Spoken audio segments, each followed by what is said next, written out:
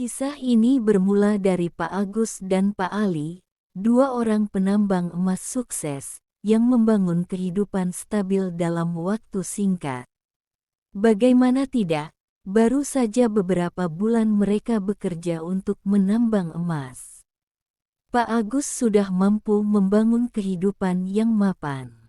Pak Agus membangun rumah besar dan membeli beberapa ekor sapi, sedangkan Pak Ali memilih membeli mobil dan sawah. Di awal-awal mereka bekerja sebagai penambang emas, hasilnya tak jauh berbeda dengan para penambang emas lainnya. Di mana selayaknya orang yang mengadu keberuntungan, terkadang mereka bisa mendapatkan hasil yang lumayan, dan tak jarang pula mereka mendapatkan sedikit emas. Meskipun hasil penambangannya tidak konsisten, kehidupan mereka terlihat sejahtera dibandingkan dengan penambang-penambang lainnya. Suatu hari, Pak Agus pergi ke pasar untuk membeli kebutuhan sembako dan beberapa barang-barang kebutuhan mereka selama di penambangan. Di perjalanan, sepeda motornya tiba-tiba mati, dan tidak sengaja bertemu dengan Mbah Tarjo, seorang dukun sakti. Mbah Tarjolah yang memberikan petunjuk agar bisa mendapatkan emas yang sangat melimpah. Mbah Tarjo menerangkan, kalau di tempat Pak Agus dan kawannya menambang, adalah kawasan yang dihuni oleh sesosok siluman ular berekor emas. Jika penambang ingin mendapatkan emas yang melimpah, harus ada ritual khusus. Setelah berunding, mereka memutuskan mengikuti petunjuk dari Mbah Tarjo.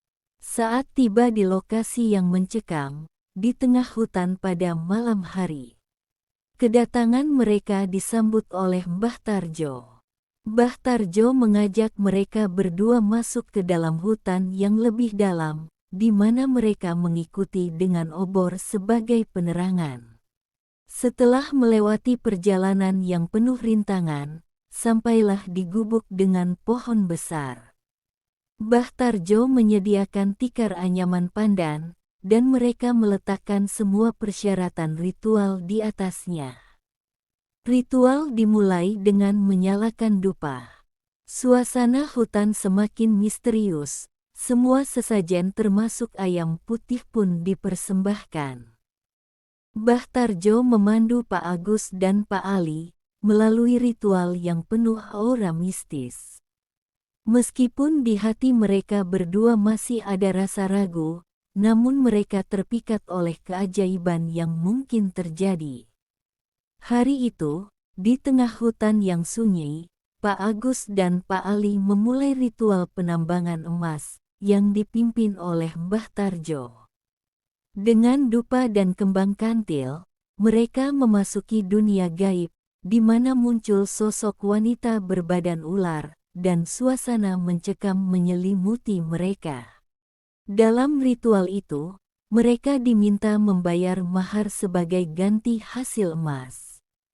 Kelompok penambang lain di sekitar mereka mengalami kemunduran hasil emas, sementara keberuntungan mereka berdua semakin bertambah.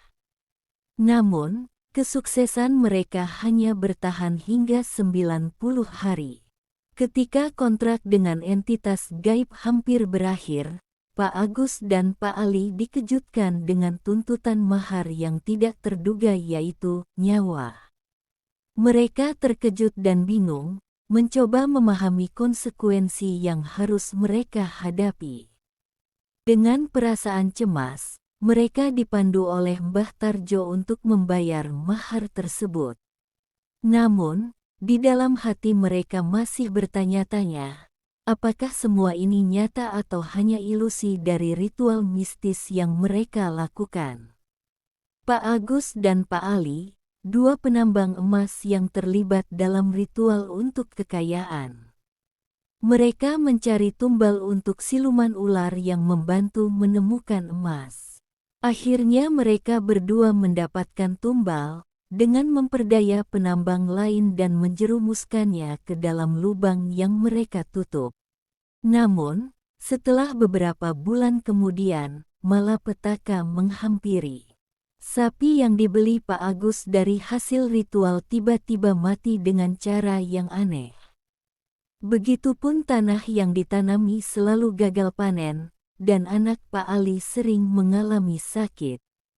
Mereka menyadari bahwa perbuatan jahat mereka membawa dampak yang sangat buruk.